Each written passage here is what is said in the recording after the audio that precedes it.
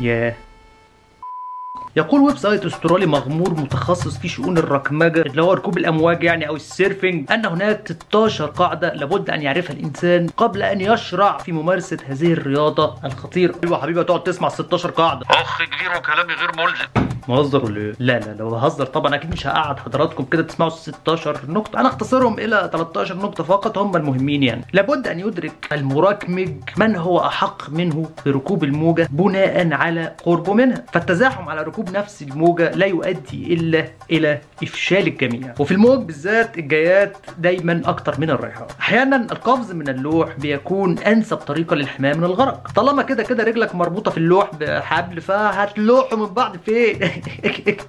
لا تتغابى وتدخل جوه، خاصة وأن الدخول جوه ما فيهوش أي مروة، أو كما قالوا when in doubt stay out. ادرس الشاطئ جيدا قبل النزول، اقرا شوية بهايم. يمكنك دائما استخدام قوى الطبيعة لمصلحتك إذا حافظت على هدوء أعصابك. طبعا المواطن الأسمر مش محتاج صن بلوك ولا خرا، وأصلا بيعرق زيت. عن تجربة ركوب الأمواج تحت تأثير الكحول ليس دائما فكرة جيدة. ركوب أي حاجة تحت تأثير الكحول ليس فكرة جيدة. وجود صديق أو أكثر معك أثناء الركمجة يحميك من المفاجآت الغير سارة. لابد من احترام السكان المحليين إذا كنت تزور شاطئا لا تعرفه. تذكر دائما أنك ضيف وأن الأمواج شيء مجاني للمشاركة. 10 المرح. ركوب الأمواج من المفترض أن يكون فرصة للمرح، فتذكر ذلك وأنت هناك.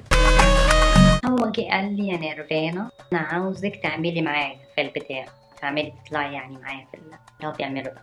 طبعا انا بالنسبه لي ده كلام فارغ، يعني هاو قدام الكاميرا 9 دقايق وبعدين يقعد اسبوع بعديها يعد في اللايكات والشيرات واللي مش عارفه ايه على الفيسبوك. راجل محترم تبقى دي شغلته في الدنيا. ونعرف الراجل كده يصحى من النوم كده يلبس سلته وينزل بقى كده يروح مكتبه بقى كده يشخط في ده وينطر في ده ويخصم لده ويرفد دي، يضيع مستقبل ده، عارف ده في اكل عيشه كده. دي الرجاله الشاهد اب بيصور لي نفسه. ايه يا اختي هنعمل ايه بقى؟ حظنا. طبعا شويه الطلاسم والسيمبوليزم اللي عملتهم لكم في الاول دول كفيله بان هي تجيب على كل التساؤلات وتشرح كل شيء، لكن طبعا المشاهد الاسمر عايز كل حاجه تتحشر له في زوره جوه عشان يفهم. وانطلاقا من حنياتي المفرطه اللي دايما جايباني ورا، هخش لكم في الموضوع داخله كده ايه بلدي من غير فور بلاي بشكل يتناسب مع عاداتنا وتقاليدنا الشرقيه. والله العظيم كان متقدم لي واحد دلوقتي ماسك الرئيس المدير الاقليمي لشركه هيربيز الدوليه. في 3 اسئله لابد من الاجابه عليهم قبل الكلام في اي خرط. اولا، لماذا توقف هذا البرنامج العظيم؟ عارفه شركه هيربيز الانشاءات والمعماريات هم اللي بانيين القرى كلها الجديده اللي في السخنه اللي بعد الحوضه للدول اللي هم الجداد. ثانيا، لماذا عاد هذا البرنامج العظيم؟ قدم لي وانا رفضته، شوفي انا اللي رفضت. ثالثا، وماذا بعد؟ وخدت اللي انت شايفاه. المتابع الجيد لهذا البرنامج بامكانه ان يتوقع ان الاجابه على هذه الاسئله ال3 هي وانت مال اهلك. معرفش والله معرفش خدته ليه، كان بيضحكني بقى. يعني انا مش شغال عند اللي جايبينكم يعني، ولا انتوا مثلا معربنيني وقاعدين مستنيني بقى عشان اعمل لكم الحلقات ولا اشرح لكم ولا افسر لكم ولا افسر لكوش؟ راحتي يا حبيبي، ده مش انترتينمنت يا بابا، ولا انا جاي هنا عشان اضحكك واعمل لك ليلي. عايز ليلي يا حبيبي روح شوف تميم يونس ولا بيس كيك. نهزر بقى ولا ايه؟ بصي هو قال لي المشروع الفكري بتاعه تخيلش عنده مشروع فكري علشان يأثر على المشاهد محتاج يتواصل على مش عارفه 3 مراحل ولا مش عارفه 3 طبقات. هو شرح لي حاجه شبه الرقاق كده. استني انا كنت كاتباها في حته هنا. استني.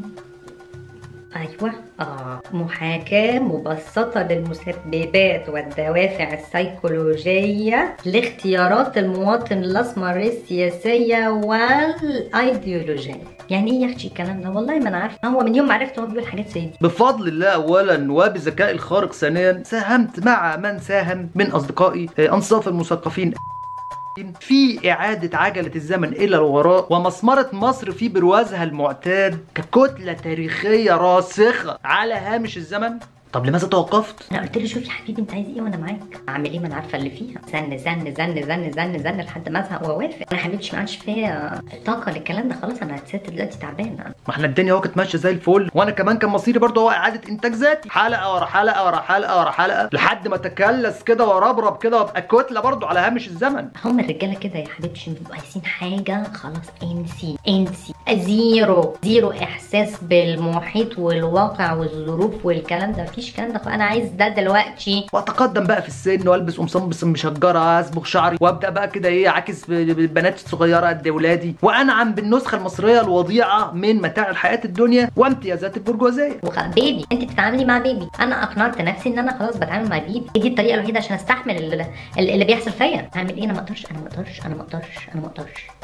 اوكي انا ما اقدرش. توقفت لانني رايت نهايه هذا الطريق ولم يعجبني ما رايت. طب لماذا رجعت؟ خلاص انا بقول لنفسي هو ده بيبي، انا بتعامل مع بيبي. انت ينفع تتناقشي مع بيبي؟ ينفع تقنعي بيبي بحاجه؟ ينفع تفهمي حاجه؟ اه البيبي ده انا عايزه ارضع. لو مامي دي ممسوكه في الاسم، لا ماليش دعوه، انا عايزه ارضع دلوقتي حالا، اتصرفوا لي. فيري سيلفش يا حبيبتي، فيري سيلفش. هنعمل ايه؟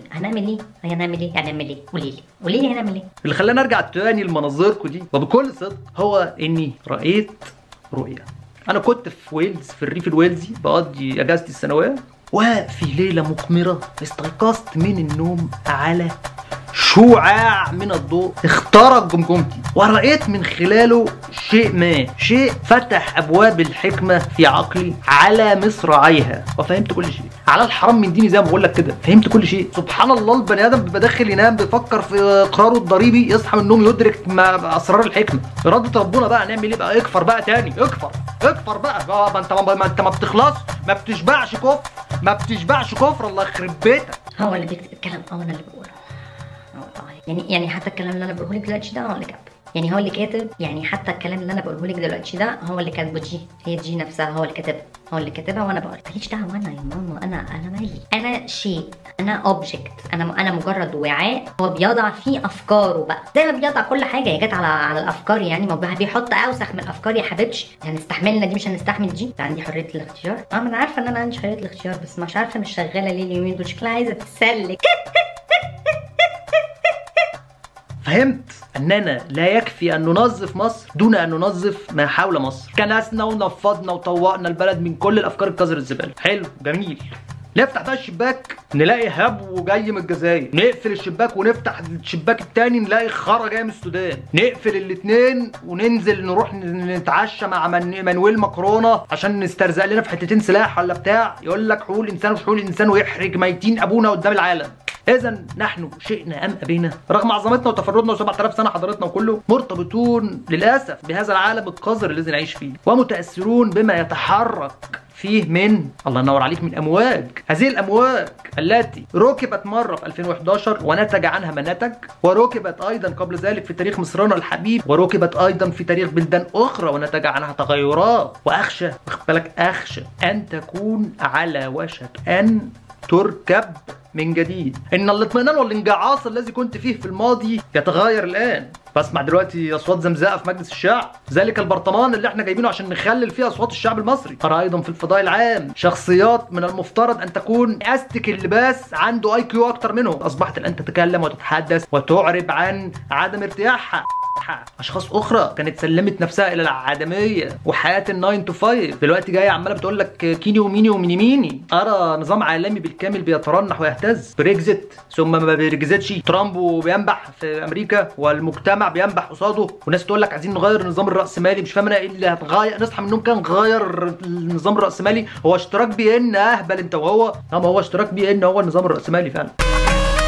إذا ما لحقناش نفسنا وارد جدا جدا جدا نصحى في يوم من النوم الصبح نجد هذا الشعب الأسمر الخبيث ابن الوسخة وكل الشعوب السمراء الخبيثة بنت الوسخة في كل مكان في العالم هوب سمر سولت في الهواء، وفي غفلة من الزمن يقوموا مشنكلين القيادات، ونلاقي نفسنا بقى فجأة أمام وضع له معطيات ومتطلبات مختلفة تماما عما كنا نحسب حسابه. وضع جديد أمثالنا لا مكان لهم فيه. إذن كيف نقرأ المستقبل؟ كيف نعرف الأشياء قبل حدوث؟ كيف نتجنب المشكلة قبل أن نحتاج إلى الحل؟ الإجابة: العلم هو وحده القادر على تغيير حياة الناس للأفضل، وذلك طبعا عندما يكون العلم في الأيدي الصحيحة. وليد الهبيل كان علمي بغة استثنائية، ابن بار لأسرة عظيمة، نارسيسست كارف على سوسيوباث. الحلقات القادمة هساعدكم بعد إذن والدي طبعا في إيجاد حلول علمية لمشكلات القرن ال21. أنا المستقبل.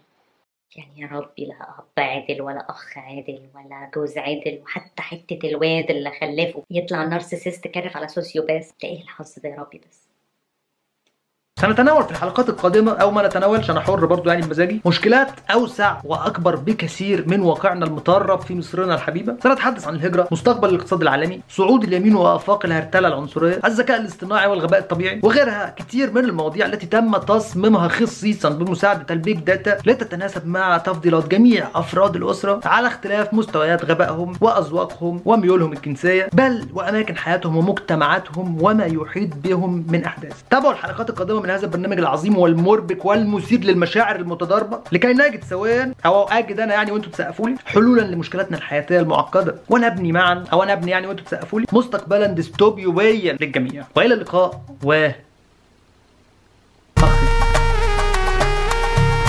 إذا كنت تريد أن يتم اختراق بروفايلك اعمل لايك فقط. إذا كنت تريد أن يتم اختراق بروفايلك ونشر الباسورد الخاصة به على الملأ اعمل لايك وشير. أما إذا كنت تريد الخير في الدنيا وفي الآخرة اعمل لايك وشير وسبسكرايب في اليوتيوب وفولو في الصفحة على فيسبوك، وارسل لنا في رسالة خاصة رقم الكريدت كارد الخاص بيك ونسخة من توقيعك معمولة سكان في ملف .png. شكرا. ما بص، ما هو ما انتش فاهم، خش على الهاشتاج اللي عندك ده وتشوف الحلقات السابقه عشان تفهم احنا بنتكلم في ايه. انت مش قاعد كده في وسط زمالك زي البلاص كده بتتلحلح كده، اعمل لك حاجه في حياتك.